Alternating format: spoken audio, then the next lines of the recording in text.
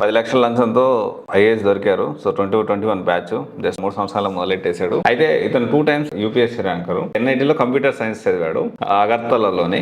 So తర్వాత IAS కావడానికి first Indian forest service వచ్చింది. సో మళ్ళీ యూపీఎస్సీలో ర్యాంక్ సాధించి ఐఏఎస్ అయ్యాడు. సో ఒక బిజినెస్ మ్యాన్ ని 20 లక్షలు ఇస్తేనే పని చేస్తానని చెప్పి బెదిరించడంతో సో ఫస్ట్ 10 లక్షలు ఇచ్చారు, లేకపోతే నేను ఇబ్బంది పెడతాను అన్నట్టు బెదిరించేసరికి సో ఏసీబీ కాంటాక్ట్ అయ్యాడు. సో ఓవరాల్ గా 10 లక్షలు ఇచ్చినప్పుడు రెడ్ హ్యాండెడ్గా పగడబందీగా ఏసీబీ పట్టుకున్నారు ఈ ఐఏఎస్ కాదు, లంచగొండి ఐఏఎస్. మాట చాలా కఠినంగా ఉంది కదా. సో అందుకనే నేను ఇప్పుడు ఒకటే చెప్పొచ్చేది ఏంటి అంటే, ప్రతి ఒక్కరు కూడా యూపీఎస్సీ ప్రిపేర్ అయ్యే వాళ్ళు రియాలిటీ తెలుసుకోండి.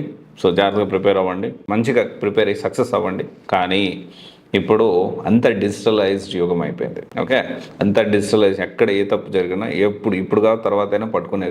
కొంతమంది రిటైర్ అయినా కూడా ఈ ఐఏఎస్లు పట్టుకొని లోపలేసిన పరిస్థితి మనకు కనిపిస్తూ ఉంది. అంటే అందరినీ కాదు, ఎవరైతే లంచం చేసి లేకపోతే తప్పులు చేసి చట్టానికి వ్యతిరేకంగా పనులు చేసి వాళ్ళ గురించి మాట్లాడుతూ ఉన్నాం. సో ఎనీవే, ఇదైతే అంత మంచి పరిణామం కాదు. ప్రతి ఒక్క యూపీఎస్సీ ఆస్పిరెంట్ అన్ని దృష్టిలో పెట్టుకొని ఎట్ ద సేమ్ టైం రీసెంట్గా కూడా ఒక ఐఏఎస్ సంబంధించి కూడా ఫేక్ సర్టిఫికేట్స్తో ఈడబ్ల్యూఎస్ ఫేక్ సర్టిఫికేట్స్ దొరికారు. సో ప్లీజ్ జాగ్రత్తగా ఉండండి. సో జాగ్రత్త ప్లాన్ చేసుకోండి.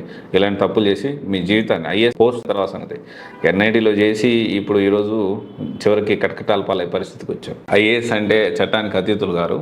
చట్టానికి ఎవరైనా ఒకటి, ఐఏఎస్ అయినా ఐపీఎస్ అయినా కానీ, ఈవెన్ సీఎంను కూడా అరెస్ట్ చేసి కటకటాల పాలైన పరిస్థితి. సో మన చట్టం, రాజ్యాంగం అంత బలంగా ఉంది. సో గుర్తుపెట్టుకోండి. Thank you.